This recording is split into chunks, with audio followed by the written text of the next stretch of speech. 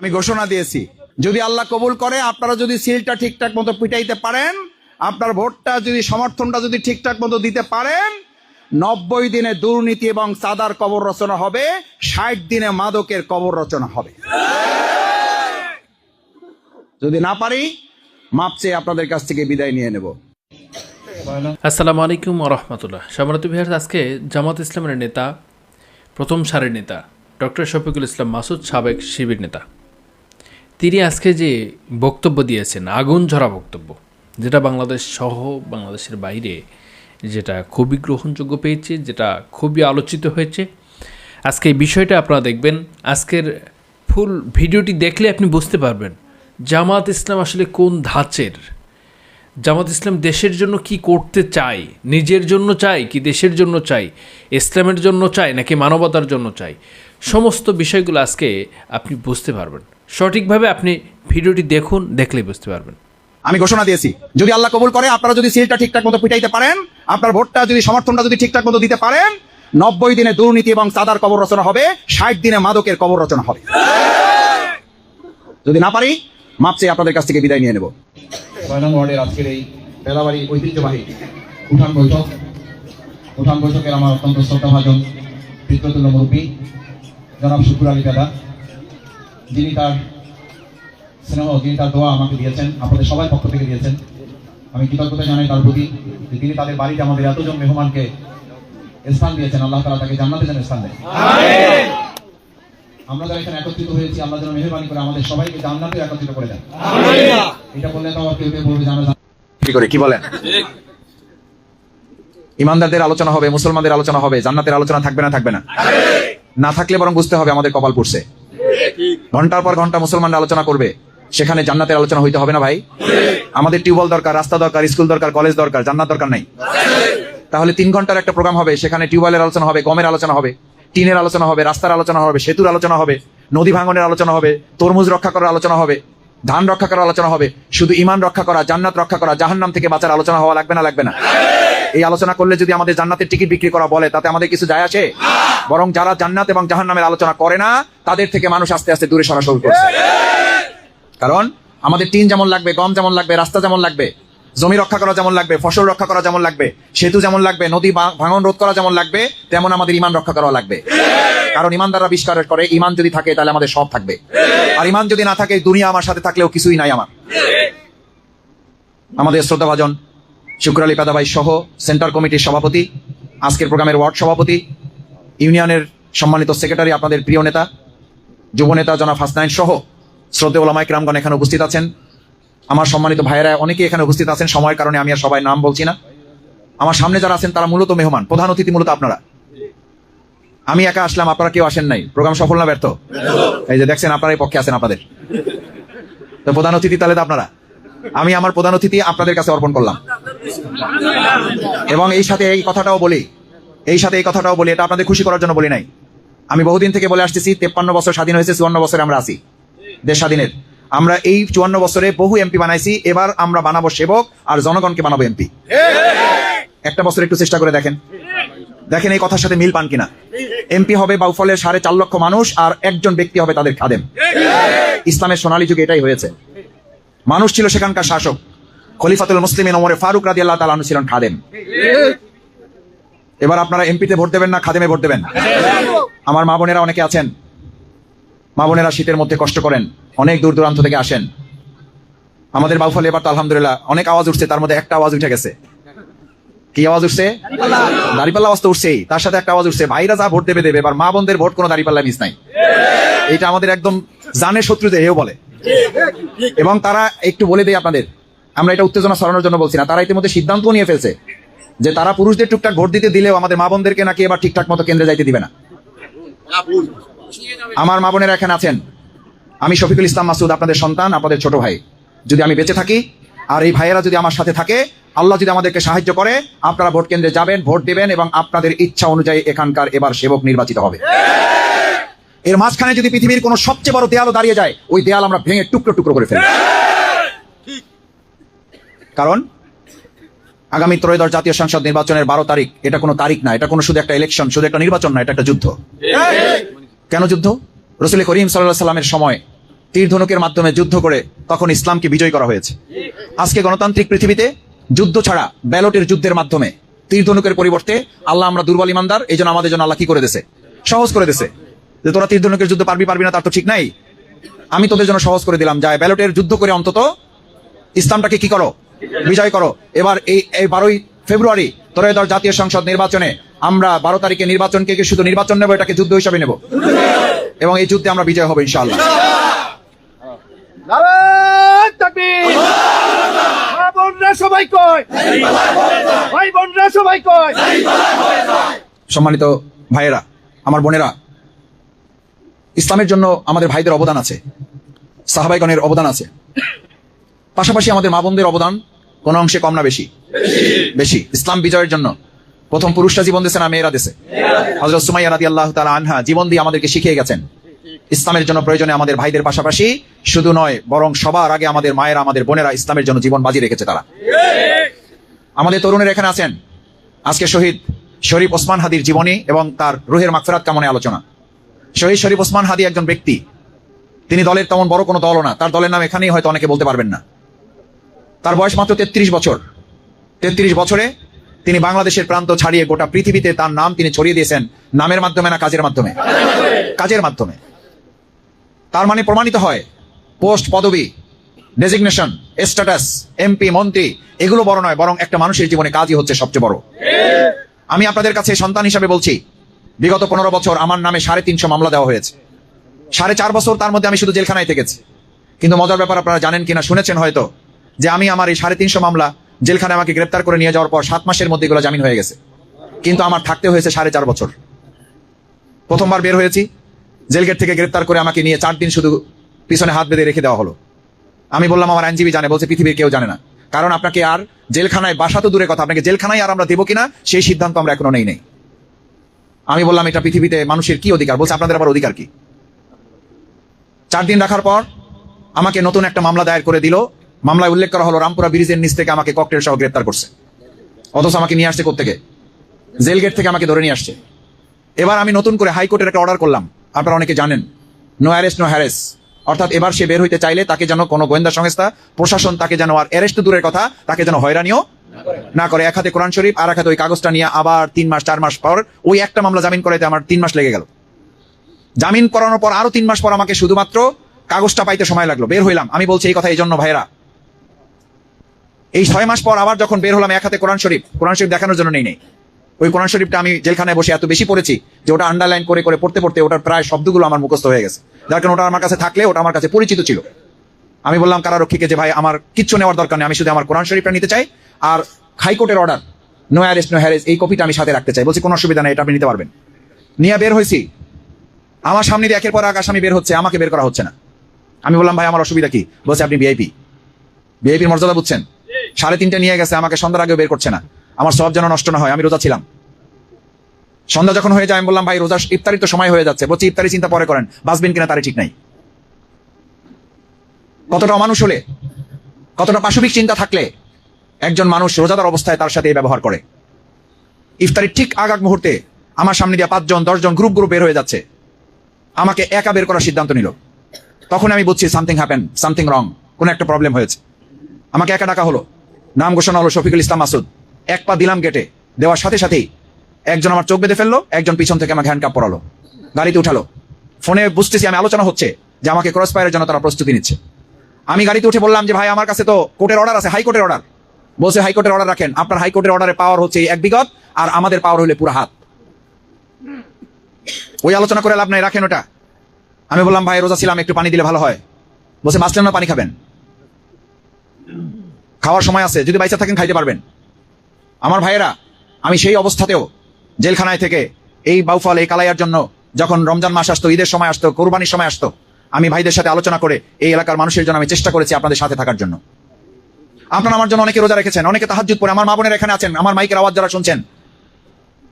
আমাকে আজকেও এক বোন আমার সাথে দেখা করে ফোনে বলেছেন ভাই আপনি দুশ্চিন্তা করবেন না, আপনি আমাদের সেই ভাই যার জন্য আমার বাবার জন্য যখন আমরা তাহাজ্জুদ পড়ে চোখের পানি ফেলতাম তখন আপনার নাম ধরে আল্লাহর কাছে দোয়া করে চোখের পানি ফেলতাম আর বলতাম এই ভাইটা জামাতের ভাই না, এটা আমার ঘরের ভাই, এটা আমার নিজের আপন ভাই। আল্লাহ এই ভাইটার আমাদের মাঝে ফেরত দেন, আপনারা আমরা ফেরত পাইছি, আপনাকে আমরা আর হারাইতে দেবো না। আপনি হারবেন না, আপনি জিতবেন। আমি ওই বোনের কথা শুনে বললাম, বোন, আপনি যেহেতু আমার জন্য চোখের পানি ফেলছেন, ইমানদাররা যখন চোখের পানি ফেলে আর শরীরে ঘাম ঝরায়, চোখের পানি আর শরীরের ঘাম যখন একত্রিত হয়ে যায়, ওখানে বিজয় আল্লাহ ছাড়া কেউ ঠেকাইতে পারে না। এই বাউফলে আপনারা আপনার জন্য যারা চোখের পানি ফেলেছেন, আমি ক্ষুদ্র মানুষ, আমি গুনাহগার, আমার জন্য যারা নফল রোজা রেখেছেন, আমার জন্য অনেকে আমার প্রতিপক্ষ আমাকে ভালো জানেন না, এরকম পরিবারও আমার জন্য জিলাপি দিয়ে মসজিদে মিলাদ পড়িয়েছেন যেন এই ছেলেটা দ্রুত জামিন পেয়ে যায়। আলহামদুলিল্লাহ, আমি বাউফলের প্রতি কৃতজ্ঞ। আমি একটা কথা এখন পর্যন্ত কোথাও বলি না, আজকে প্রথম এখানে বলি। নির্বাচনের আলোচনা যখন শুরু হয়, আজকে থেকে না, আমাদের প্রায় 5-6 বছর থেকে আমাদের নির্বাচনের প্রস্তুতি আমরা নিয়েছি। তখন আমাকে বারবার জিজ্ঞেস করা হয়েছে, আমার সংগঠন আমাকে জানতে চেয়েছে, ইলেকশন তুমি বাউফল থেকে করবা না ঢাকা থেকে করবা? যদি তুমি ঢাকা থেকে করতে চাও, তোমার জন্য ভালো আসন আমরা রেডি করে রেখেছি, তোমার কিচ্ছু করতে হবে না, সবকিছু তোমার জন্য ঠিকঠাক আছে। আমি বলছি, আমাকে যদি 1 লক্ষ বার জিজ্ঞেস করেন, আমি 1 লক্ষ বার আমার বাউফলের কথা বলবো। কারণ যে বাউফল আমার জন্য চোখের পানি ফেলছে, যে বাউফল আমার জন্য রোজা রেখে দোয়া করছে, যে বাউফল আমার জন্য জিলাপি দিয়ে মসজিদে মিলাদ পড়ছে, আমার মন্ত্রী হওয়া, আমার এমপি হওয়া জরুরি না, আমার এই বাউফলের সাথে থাকা জরুরি। আমি তো ক্রস ফায়ার থেকে ফিরে এসেছি, আমি তো ঘুম থেকে ফিরে এসেছি। আমার জীবনের বাকি যে সময়টুকু এটাকে বোনাস মনে করে আমি আল্লাহ সন্তুষ্টির উদ্দেশ্যে বাউফলবাসীর জন্য এটাকে উৎসর্গ করে দিয়েছি। সুতরাং আমাকে এমপি মন্ত্রীর লোভ দেখায় আর লাভ হবে না। আমি এমপি মন্ত্রী হওয়ার জন্য এখন আর আমার জীবন কাটাবো না, আমি আমার জীবন কাটাবো আল্লাহ সন্তুষ্টির লক্ষ্যে বাউফলবাসীর সাথে থেকে সময়টুকু আমি অতিবাহিত করতে চাই। আমি সেই কারণে বলেছিলাম, বাউফলবাসী আপনারা যদি আমাকে ঠেলে ফেলেও দেন, আমাকে ফেলে দিতে পারবেন না, আমি আবার আপনাদের কাছে আসবো, আবার ফেলে দেবেন, আবার আসবো, আবার ফেলে দেবেন, আবার আসবো। আজকে যে শহীদ ওসমান হাদির আলোচনা, ওসমান হাদিও এরকম করে কথা বলেছিল, মনে আছে আপনাদের? একটা ভিডিওতে হাসতে হাসতে, এই ছেলেটার চেহারা যতবার দেখি ততবার চোখে পানি আসে, হাসতে হাসতে বলেছিল, ভোট চাইতে গেছি, একটা বিল্ডিং এর 4 তলা 5 তলা থেকে ময়লা পানি ফালাইছে, আবার দ্বিতীয়বার ফালাইছে, আবার তৃতীয়বার ফালাইছে। ওই ছেলেটা এরকম বিল্ডিং এর দিকে তাকায় হাত দিয়ে হাসতে হাসতে বলছে, আপনি আবার ফালাবেন, আবার আসবো, আবার ময়লা দিবেন, আবার আসবো, কিন্তু আপনি ভোটটা দিয়েন। এই যে ধৈর্য, এই যে শত্রুর সাথে তার ইনসাফ, এবং সেই কথাটা বলেছে, যদি আল্লাহ আমাকে সাহায্য করেন, যদি বিজয়ী হতে পারি, এই ময়লা পানি ফেলা লোকটার প্রতিও আমি ইনসাফ করব। আমি আজকে শহীদ ওসমান হাদির এই আলোচনায় পরিষ্কার বলি, যদি শফিকুল ইসলাম মাসুদকে কেউ শত্রু টার্গেট করেন, আমাকে শত্রু টার্গেট করা ওই ব্যক্তিটার সাথেও আল্লাহ আমাদের বিজয় দিলেও আপনার সাথে ইনসাফ করব, বিজয় না দিলেও আপনার সাথে আমরা ইনসাফ করব। কারণ বাউফলে আমাদের কোনো শত্রু আছে এটা আমরা বিশ্বাস করতে চাই না। বাউফল আমাদের একটা পরিবার, আমরা একটা পরিবারের সদস্য সবাই। এখানে কে শত্রু আমার? আমি বলেছি, আমার কোনো ভাইয়ের গায়ে হাত দিতে হলে আগে আমার গায়ে হাত দিবেন। আমার গায়ে হাত দিলে আমি একটা হাতের একটা বাড়ির মানে আঘাত উপলব্ধি করি, কিন্তু আমার কোনো ভাই, আমার কোনো বোনকে অপমান, লাঞ্ছিত কিংবা আঘাত করলে আমি কয়েক লক্ষ আঘাত উপলব্ধি করি। আমাকে মানেন, কোনো অসুবিধা নাই, কিন্তু আমার ভাই, আমার বোনদেরকে অপমান, লাঞ্ছিত কিংবা তাদেরকে আঘাত করবেন না। কারণ করলে বাউফলবাসীর সম্মিলিত প্রতিরোধ গলে তার ব্যাপারে তারা উপযুক্ত জবাব দেওয়ার প্রতিরোধ। আমরা শান্তির জন্য কাজ করছি, আমরা নিরাপত্তার জন্য কাজ করছি, তাহলে আমাদের পরস্পরের প্রতি সম্মান, সৌজন্য, মর্যাদা থাকবে না কেন? আমি বিতরণ করছি আতর, আর তার জবাব আমার কাছে আসছে, রাজপথে দেখা হবে, কোনো অসুবিধা নাই। বাউফলের মতো জায়গায় যদি রাজপথে আমাদের দেখা করতে হয়, ইনশাআল্লাহ দেখা করার জন্য প্রস্তুত আছি। বাউফলে তো রাজপথই নাই, রাজপথ যেখানে আছে ওখানে যিনি বলেছেন, যারা বলছেন তারা ঢাকার রাজপথে থাকেন নাই, রাজপথে আমরা দেখেছি। রাজপথ কাকে বলে, কত প্রকার কি কি আমাদের জানা আছে। এখানে যতজন উপস্থিত তার চেয়ে কয়েক গুণ পুলিশের মধ্যে থেকে বক্তৃতা করে তারপর ওখান থেকে বুক ফিলে বেরিয়ে এসেছি। রাজপথ আমরা চিনি, গলিপথে বেশি রাজপথের হুমকি দেওয়া যায় না, আমরা হুমকি ধমকিতে বিশ্বাস করি না। আমাদের কাজ করবো, আপনি আপনাদের কাজ করবেন, মানুষ ভালোটা বেছে নেবে, এই তো। আমাকে অনেকে বলে, ভাই কি হইলো? আমি বললাম, কেন? বাজারে গিয়ে যদি দেখেন ইলিশ মাছের একটা দোকান, আরেকদিন গিয়ে যদি দেখেন ইলিশ মাছের 5টা দোকান, একটা দোকান দেখলে ভালো লাগে না, 5টা দেখলে ভালো লাগে, কারণ আপনি বাছাই করে কিনতে পারবেন। এখন মাছের দোকানদার আপনাকে পাইয়া আপনার উপরে যদি হামলা করে যে না আমারটাই নিতে হবে, বাধ্য আপনি, আমি এখানকার প্রভাবশালী মাছ বিক্রেতা, এরকম মাছ বিক্রেতা কোথাও দেখছেন নাকি আপনারা? কিন্তু এরকম ভোট বিক্রেতা আমাদের সমাজে আছে। আমাকেই দিতে হবে ভোট, নাহলে কেন্দ্রে যাওয়া যাবে না। আমি একটা কথা মাঝে মধ্যে বলি, এবার আলহামদুলিল্লাহ বাউফলে আপনাদের একটা নৈতিক বিজয় ইতিমধ্যে হয়ে গেছে, বাকিটাও হবে। কি বিজয় হয়েছে? এখন রাস্তাঘাটে বলে কয় যে জামাত ভোট এবার বেশি পাবে, কিন্তু রক্ষা করতে পারবে না। বলে না আমার কাছে শুনছেন না, আপনারাও জানেন।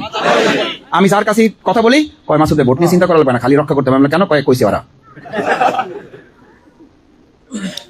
নৈতিক বিজয় আমাদের হয়েছে না? হয়েছে। আমাদের শত্রুরাও ঠিক করে ফেলছে যে এবার ভোট আমরা পাবো, শত্রুরাও সিদ্ধান্ত নিয়ে ফেলছে ভোট আমরা পাবো। এই জন্য তারা পাগল পারা হইয়া, আল্লাহ তাদেরকে সঠিক বুঝ দান করেন। মাছ আমি কোন দোকান থেকে কিনবো, এটা কি মাছওয়ালা ঠিক করবে না আমি ঠিক করবো? যদি কোনো মাছওয়ালা এটা চাপাই দিতে চায় তো মাছ বিক্রেতা না সন্ত্রাসী? আমার ভাইয়েরা, আমার মায়েরা, আমার বোনেরা, একটু দোয়া করবেন আমাদের সবার মধ্যে যেন সহনশীলতাটা আমরা বজায় রাখতে পারি, আমাদের ভালোবাসাটা যেন থাকে, আমাদের সম্মানটা যেন থাকে। আমি যতবার যত জায়গায় দেখা হই, আমি উঠে গিয়ে আমি চেষ্টা করি, উনি বয়োবৃদ্ধ মানুষ, উনি বয়স্ক মানুষ, আমার বয়সের উনি বড় মানুষ, উনি অভিজ্ঞ মানুষ, আমি সম্মান দেওয়ার চেষ্টা করি। কেন? এটা আমার কোনো দুর্বলতা না, এটা তার প্রাপ্য। কিন্তু কোন সম্মান দেওয়ার পর যদি সেই সম্মান যথাযথভাবে কেউ গ্রহণ করতে ব্যর্থ হয়, এই ব্যর্থতার দায়ভার আমার নাই, ব্যর্থতার দায়ভার তার। আপনারা যত ভিডিও দেখবেন, আমি এটা দেখানোর জন্য না, আমি শুধু ওনার সাথে না, আমি একজন রিক্সাওয়ালা সম্মানিত, একজন কৃষক, একজন শ্রমিক। আমাকে অনেকে বলে, মাসুদ ভাই আপনি এরকম জড়াইয়ে ধরেন কিভাবে, আপনি এভাবে জড়াইয়ে ধরেন কিভাবে? আমি বললাম, আমি তাকে তো রিক্সাওয়ালা মনে করি না, আমি তো তাকে আমার ভাই মনে করি, আমি তো তাকে শ্রমিক মনে করি না, আমি তো তাকে আমার পিতা তুল্য মনে করি। আমার পিতা নাই, আমার পিতাকে পাইলে যেটা করতাম, আমি আজকে শুক্কুর ভাইকে সভাপতি হিসাবে তার হাতে চুমা দেই নাই, তার হাতে চুমা দিছি আমার বাবাকে কল্পনা করে। এই ভালোবাসা যদি আমাদের মধ্যে না থাকে, আমাদের গমে চলবে, টিনে চলবে? আর গম, ডাল, টিন কিছুই যদি না থাকে, আমাদের এই ভালোবাসা থাকলে আসমান জমিনের বরকতের দরজা খুলে দিয়ে আল্লাহ বাউফলকে সমৃদ্ধ করে দেবে। আমাদের কারো দ্বারস্থ হইতে হবে না, আমাদেরকে বরকত দেওয়ার মালিক কে? বরকত তখন আসে যখন নিজেদের মধ্যে নিজেদের উখওয়াত, ভ্রাতৃত্ববোধ, ভালোবাসা সমৃদ্ধ হয়। আল্লাহ তখন বলেন, ওদের বরকতের সমৃদ্ধি দিয়ে দাও। আমরা বরকতের লড়াই করি আর তারা পরস্পর নিজেরা নিজেদেরকে হত্যা করার লড়াই করে। ভাই, আমি মাঝে মধ্যে আফসোস করি, 2024-এর 5ই আগস্টের পর সমালোচনার জন্য বলছি না, বুঝার জন্য, বুঝতে তো হবে। একটা দল তার নিজের মধ্যে লড়াই করে 200-র উপরে নিজেদের লোককে হত্যা করে ফেলেছে। যে দল তার নিজের লোকের নিরাপত্তা দিতে পারে না, সেই দল এই বাউফলে 4.5 লক্ষ মানুষের নিরাপত্তা দিতে পারবে? যে দল নিজের শৃঙ্খলা রক্ষা করতে পারে না, আমি বলি ভাই, সেবক হওয়ার জন্য রাস্তায় আগুন ধরাইতে হবে কেন? খাদেম হওয়ার জন্য রাস্তায় স্লোগান দিতে হবে কেন? আমরা তো বাংলাদেশ জামাত ইসলামী, আমাদের প্রার্থী 10 জন, 6 জন, 3 জন, এই পর্যন্ত শুনছেন যে এটা নিয়ে কামড়াকামড়ি আছে? কেন নাই জানেন? আমি শফিকুল ইসলাম মাসুদ বহুবার আলোচনা করেছি, ভাই আমার এখান থেকে ছুটি দেন, আমারে মাফ করে দেন ভাই, আমার চেয়ে কোনো ভালো মানুষ খুঁজেন, অনেক আছে, তাদেরকে দেন, আমি তার কর্মী হয়ে কাজ করব। আল্লাহ সাক্ষী, আমি প্রায় আমার পরিবারের সাথে আলাপ করি, আমি যে কেসেমের মানুষ, কেসেম বোঝেন তো, যে পদের মানুষ, এই লেভেলের মানুষের দ্বারা এগুলো সম্ভব না, এগুলো আমার সাথে যায় না। কেন বলেছি জানেন? আমি এই পদের মানুষ না, আমি একটু লুকাই থাকা লোক। আমি যে এই যে এত আমাকে দেখতেছেন না, আমি যখন ক্লাস 9-এ পড়ি, তখনও আমার মা আমাকে, আমার আব্বার সহকর্মী মানে টিচার বাড়িতে বেড়াইতে আসলে আমাকে ঘরের আড়াল থেকে ডাইকে নিয়ে বলতো যে বাপের নামটা কিন্তু ঠিক মতো বলবা। আমি বললাম, কি বলবো? বলবা অধ্যাপক সিরাজউদ্দিন খান। আমি বললাম আচ্ছা ঠিক আছে। 4 বার মুখস্থ করতে করতে স্যারের কাছে যাই বলছি আমার বাপের নাম দেরাজ খা। আর যায় কোথায়? ঘরে যাওয়ার পর মা বলছে, কি বলছে? আমি বলছি দেরাজ খা। বলছে, তোর তো সম্মান নাই, তোর বাপের সম্মানটা তুই শেষ করে দিলি। আমি বললাম, আমি ওখানে যাই তো সবই ভুলে গেছি। আমি এই কথাটা কেন বলছি জানেন? শুধু বলার জন্য বলি নাই। আমি আজকে এখানে আপনাদের সাথে শুধু এমপি, মন্ত্রী কিংবা এরকম কোন একটা পোস্ট পদবীর জন্য আমি এখানে আসিনি। আমি আসছি আমার উপরে আল্লাহ প্রদত্ত দায়িত্ব পালন করার জন্য। আমি আকিমুস সালাতের জন্য সালাতুল মাগরিব যেমন আদায় করেছি, এটা আল্লাহর দায়িত্ব। এখন যে আলোচনা করছি, এটা আকিমুদ্দিন, আল্লাহর জমিন, আল্লাহর দিন বিজয়ের দায়িত্ব। আল্লাহ সাক্ষী করে বলছি, আমার মায়েরা বোনেরা, যদি এখান থেকে পালাবার কোনো পথ আমাকে কেউ দেখাতে পারে, আমি এখন এই অবস্থায় এখান থেকে সবকিছু ছেড়ে আমি চলে যাব। কিন্তু আমাদের সামনে পালাবার কোনো পথ নাই, কারণ এটা কার দায়িত্ব? আল্লাহর দায়িত্ব। এই দায়িত্ব যদি আমরা ছেড়ে দেই, তাহলে আমাদের অসৎ নেতৃত্ব আবার আমাদের উপরে চেপে বসবে, আবার আমাদেরকে নির্যাতিত, নিপীড়িত হতে হবে, আবার জমিদার ফসল আরেকজনের, এই অবস্থায় আমাদেরকে থাকতেই হবে। আমার কর্পূরকাঠিবাসী, কালাইয়ার সবচেয়ে অন্যতম একটা সমস্যা হচ্ছে জমি আমার, ফসল আরেকজনের। আর এবার আমরা বলেছি, এই নীতির কবর রচনা করে এবার সিদ্ধান্ত হবে জমি আমার, ফসল আমার। তরমুজের উপরে কেউ কমিশন বসাতে আসলে তার জীবনের উপরে কমিশন বসে যাবে। আমার ব্যবসায়ীদের কাছে চাঁদা চাইতে আসলে তাকে ভিক্ষা দেবো, কিন্তু চাঁদা তাকে দেবো না। তাকে বলবো, চাঁদার চেয়ে ভিক্ষা তোমার জন্য উত্তম।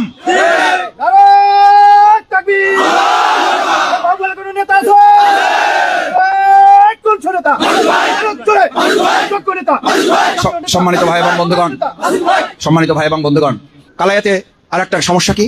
সব জায়গায় আছে, কালাইয়াতে নাই। সেটা হলো মাদকের কোনো সমস্যা কালাইয়াতে নাই। না না, কি বলেন? এখানে তো সব আল্লাহর ওলিরা বসবাস করে। ভাইয়েরা বোনেরা, আমার মায়েরা সবচেয়ে বেশি ভুক্তভোগী, বেশি টেনশনে থাকেন সন্তানকে নিয়ে। একটা কথা পরিষ্কার বলে যাই, আমি ঘোষণা দিয়েছি, যদি আল্লাহ কবুল করে, আপনারা যদি সিলটা ঠিকঠাক মতো পিটাইতে পারেন, আপনার ভোটটা যদি, সমর্থনটা যদি ঠিকঠাক মতো দিতে পারেন, 90 দিনে দুর্নীতি এবং চাঁদার কবর রচনা হবে, 60 দিনে মাদকের কবর রচনা হবে। যদি না পারি, মাপ চেয়ে আপনাদের কাছ থেকে বিদায় নিয়ে নেব। কিন্তু বিগত 54 বছরে যাদেরকে আপনারা এমপি নামের শোষক বানাইছেন, মাদক কারবারের লাইসেন্স যাদের হাতে আপনারা তুলে দিয়েছেন কেন জানেন? আপনাদের ভোটে তারা এতটা প্রভাবশালী হয়েছে, তাদের বিরুদ্ধে আমরা কথা পর্যন্ত বলতে পারি না। আমাদের সন্তানদের হাতে পরিকল্পিতভাবে তারা মাদক তুলে দিয়ে তাদের কমিশন তারা নিয়েছে। এই কারণে কি হয় জানেন? 2024-এর 5ই আগস্টের পর আমি আমার ভাইদেরকে দিয়ে অন্তত 5-7টা ছেলেকে ধরাইছি, পরে আদর করছি, বলছি যে বাবা এই কাজ আর করবা না। দুঃখজনক কি জানেন? প্রশাসনের সাথে আমি কথা বললাম, বললো যে ভাই কি করবেন, আপনি ওদিক থেকে ধরাই দেন, ওরে থানায় নিয়ে আসতে আসতে হের পিছনে 3 জন নেতা ফোন করে না, শুধু তারা এসে অফিসে বসে থাকে। কারণ যে ছাড়াই নিতে পারবে তার পক্ষে সে কাজ করবে, তারে সে কমিশন দিবে। এই কমিশন পাওয়ার আশায় সে মাদক বিক্রি করছে 2000 টাকায়, তারে ছাড়াই নেওয়ার জন্য আমাদের কাছে 10,000, 15,000, 20,000, কোনো ক্ষেত্রে 50,000 টাকার প্যাকেট আমাদের টেবিলের নিচে রাখা হয়। আছে না নাই?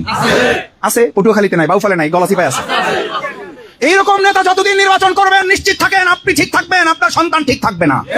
আর একটা সন্তান ঠিক না থাকা মানে একটা পুরো পরিবার জাহান্নামে রূপান্তরিত হয়ে যায়, মা বাবার ঘুম নষ্ট হয়ে যায়, শান্তি বিলীন হয়ে যায়। আসুন আমরা সবাই মিলে এবার একটা সিদ্ধান্ত নেই, আমাদের এই প্রিয় বাউফলটাকে আমরা সুন্দর করে সাজাবো, আমাদের মনের মতো করে আমরা একটা বাউফল সাজাবো। একটা শেষ কথা বলে বিদায় নেই। দাঁড়ায় আছেন, মাফ করে দেবেন আমাদের, আমি তো আপনাদের সাথে দাঁড়ায় আছি। যারা দাঁড়ায় আছেন ঠিক আছে, তারা বলতেছেন যারা বসে আছেন। আমাদের মা বোনেরা অনেকে দাঁড়ায় আছেন, মা বোনেরা মাফ করে দিয়েন, কথা লম্বা করে ফেলছি। ছাত্র জীবনে 2007 সালে চ্যালেঞ্জ করেছিলাম পাবলিক ফিল্ডে। কবি আল মাহমুদ ছিলেন প্রধান অতিথি, আমি ছিলাম প্রধান বক্তা। সেদিন বলেছিলাম পাবলিক ফিল্ডে, যদি আল্লাহ বাঁচাই রাখে এই বাউফলকে শুধু বাংলাদেশ না বিশ্বের দরবারে বাউফলের নাম পরিচিত করব। আল্লাহ সাক্ষী, আপনারা সাক্ষী, পরিচিত করতে পারছি না পারি নাই। নাম বলবেন বাউফলের লোক। বলছে ওই যে আপনাদের এক ভাই আছে ওই এলাকার লোক, আপনি বলে না। আর এখন কেউ আসে নাকি কোন এলাকায় বলছে আমার চেনা লাগবে না, আমার তো সবাই চেনে। আর আমি বলছি আমি আমাকে চেনাবো না, আমি বাউফলকে চেনাবো। আর এবার আজকে এই পেদাবাড়িতে একটা চ্যালেঞ্জ দিয়ে গেলাম, এই যে আমার পিতৃতুল্যর হাত ধরে চ্যালেঞ্জ দিয়ে গেলাম। এই বাউফলকে নাম পরিচয় আমি পৃথিবীতে তুলে ধরছি, এবার আধুনিক উন্নত মডেল বাউফল হিসাবে পৃথিবীতে এটাকে পরিচয় করাবো। কষ্ট দিলাম আপনারে, আল্লাহ যেন আমাদের সুযোগ করে দেন সেটার জন্য আপনাদের সহযোগিতা লাগবে। এটা বললে হবে না, ভোট দেবো, রক্ষা করতে হবে। আমার মা বোনেরা ঘর আপনার, আপনি কি এটা বলেন ঘর আমার, রক্ষা করার দায়িত্ব চাচি তোমার, এটা বলেন? কৃষকেরা বলেন ক্ষেত আমার, আপনি আরেকজনকে পাশে জেলেকে বলেন রক্ষা করার দায়িত্ব তোমার, তাহলে ভোট কার? আপনার। রক্ষা করার দায়িত্ব আমার। এইটা কি বিচার হলো ভাই? আমাদের সকাল থেকে সন্ধ্যায় এক কথা কয়, মাসুদ ভোট দেবো, রক্ষা করতে হবে। আমি বললাম ভাই এইটা হবে না, ভোট আমার, রক্ষা করার দায়িত্ব আমার। বলেন আমার সাথে, ভোট আমার, রক্ষা করার দায়িত্ব ইনশাআল্লাহ। কিছু হবে না কেন জানেন? গভীর রাত যখন একটু গভীর হয়ে যায়, ওই সময় তখন রাস্তা দিয়ে হাইটে যান, তখন নিজে যখন ভয় পান, তখন ভয়ে যখন তৈরি হয়, তখন গান গাওয়া শুরু করে। জানেন কি জন্য গায় বলেন? মানে হে যে ভয় পাইছে এটা বুঝতে না দিয়া হে গান গাইয়ে বুঝাইতে চায় যে আমি ভয় পাই না, আসলে ভয় পাওয়ার কারণেই গানটা গাইতেছে। যারা আমাদেরকে ভয় দেখায় মূলত তারা ভয় পাইয়ে গেছে, হেরে গেছে, এই জন্য আমাদের ভয় দেখায়, আসলে তারা হেরে গেছে।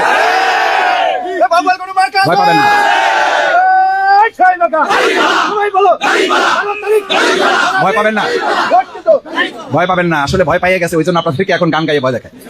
আমরা এই গানে এবার হারবো না ইনশাআল্লাহ। বাউফলবাসী এবার পরিবর্তন চায়, শুধু বাউফল না সারা দেশ। আলহামদুলিল্লাহ ঢাকা বিশ্ববিদ্যালয়ে পরিবর্তন হয়েছে না? হয় নাই? জাহাঙ্গীরনগরে হয় নাই? রাজশাহীতে হয় নাই? আমি ওখানকার ক্ষুদ্র গুণাগার গোলাম, ওখান থেকে পড়াশোনা করে আসছি। চট্টগ্রাম বিশ্ববিদ্যালয় পরিবর্তন হয় নাই? সর্বশেষ বলছিলাম আমরা সবাই এখন দেশে চলে আসছি, জগন্নাথে আর পরিবর্তন হবে না। হয় নাই, কারণ সবাই তো চলে আসছে, এখন তো পরিবর্তন হবে না। আলহামদুলিল্লাহ, জোরে চলে বলেন। শুধু পরিবর্তন হয় নাই, ভূমিদশ না, ভূমিদশের চেয়েও পাহাড় দশ। 21টার মধ্যে আল্লাহ 17টা দিয়ে দিচ্ছে। কোন ক্ষেত্রে ভোটের ডিফারেন্স এত যাওয়া গুণই নেই, আসে যখন আমাকে টায়ার্ড হয়ে গুণে লাভ কি, গুণা লাগবে না, বাদ দেন। আলহামদুলিল্লাহ, ছোট বড় মানুষকে করে না, কে করেন? অত ইজ্জু মান তাশা ওয়া তুযিল্লু মান তাশা বিয়াদিকা খায়র, ইজ্জতের মালিক ইন্নাল ইজ্জাতা লিল্লাহি জামিয়া, ইন্নাল কুওয়াতা লিল্লাহি জামিয়া। সমস্ত ইজ্জত ক্ষমতার মালিক হচ্ছেন কে? আল্লাহ। আমরা সেই আল্লাহর সাহায্য চাই, সেই আল্লাহর কাছে দোয়া করি, আল্লাহ যাদের মধ্যে ষড়যন্ত্র আছে, যাদের মধ্যে দুর্বৈষম্য আছে, যাদের মধ্যে এখনো বিভিন্ন রকম অসৎ চিন্তা আছে, আপনি তাদেরকে হেদায়েত দান করেন। আর যদি হেদায়েত তাদের নসিবে না থাকে, তাহলে আপনি তাদেরকে মোকাবেলার জন্য যথেষ্ট। কে যথেষ্ট? আল্লাহ। ওয়াকাফা বিল্লাহি ওয়াকিলা, আল্লাহ তাদের জন্য যথেষ্ট ইনশাআল্লাহ। সেজন্য দুশ্চিন্তা করবেন না। প্রশাসনের সাথে আমি টাইম টু টাইম কথা বলি, কি করবেন ভালো করে বুঝেন। বলছে যে মাসুদ ভাই, যে দাগ থাকবে ওই দাগের মধ্যে গেলে পা থাকবে, হাঁটু থাকবে না। আমি প্রশাসনের নাম বললাম না। পা থাকলে হাঁটু থাকবে না, আর হাঁটু থাকলে পা থাকবে না। এরপর প্রশাসন যাই বলুক আমরা আস্থা রাখতে চাই, কিন্তু আমরা আমাদের নিজের প্রস্তুতিতে কোনো ছাড় দেবো না। প্রস্তুতিটা কি? অস্ত্র, লাঠিসোঁটা। আপনারা দাঁড়ায় গেলে শেখ হাসিনা হেলিকপ্টারের গুলির মোকাবেলা করেছে শুধু লোকেরা রাস্তাতে দাঁড়াই থাকে, আর আমরা বাউফলে পারবো না ইনশাল্লাহ? পারবেন না দাঁড়াইতে ইনশাল্লাহ? আমার মা বোনদের দিকে চোখ রাঙাকে তাকালে তীব্র প্রতিবাদ করতে পারবেন? আমার মা বোনদের ইজ্জত রক্ষার দায়িত্ব আল্লাহ, আর আমরা তাদের পাশে থাকবো ইনশাল্লাহ। আমার মা বোনেরা ভয় পাবেন না, জোট বেঁধে বেঁধে একসাথে দল বেঁধে ভোট দিতে যাবেন। ওই খারাপ কথাটা আর বললাম না, এটা একজন আলেমের ওয়াজ। ওই উদ্ধৃতির টুকু আপনাদের শোনাইতেছি যে এবার মা বোনেরা ভোট দিতে যাবেন, জুতা বেশি দামের কিনবেন না, কম দামের রাবারের জুতা কিনবেন। কম দামের রাবারের জুতা পাওয়া যায় না, এই মসজিদগুলোতে রাখে যাতে চোরেও না নেয়।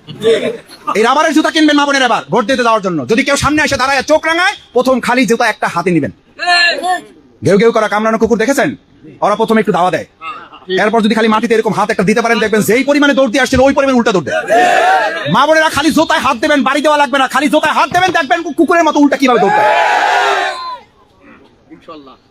আমি এগুলো বলছি কোনো ভালো মানুষের জন্য না, এগুলো বলছি সেই খারাপ মানুষ যারা আমাদের পরিবেশটা খারাপ করতে চায়। ইনশাল্লাহ আমরা খারাপ করতে দেব না। আপনাদের আর কষ্ট বাড়াচ্ছি না। আমরা শহীদ ওসমান হাদির জন্য দোয়া করব। আমাদের অনেকের বাবা মা মারা গেছেন, আমাদের শুকুর ভাই পেদা সহ ওনার পরিবার, এখানকার প্রতিবেশী যারা, আপনারা যারা উপস্থিত হয়েছেন, তাদের সকলের জন্য আমরা একটু সংক্ষেপে দোয়া করব। আল্লাহুম্মা সাল্লি আলা সাইয়্যিদিনা ওয়া নাবিয়ানা ওয়া শাফিয়ানা হাবিবানা মাওলানা মুহাম্মদ সাল্লাল্লাহু আলাইহি ওয়া আলিহি ওয়া সাহবিহি ওয়া বারাকা ওয়া সাল্লাম। আস্তাগফিরুল্লাহ আস্তাগফিরুল্লাহ আস্তাগফিরুল্লাহ আযীম আল্লাযী লা ইলাহা ইল্লা হুয়াল হাইয়ুল কাইয়্যুম ওয়া আতুবু ইলাইহি। আল্লাহুম্মা আমিন।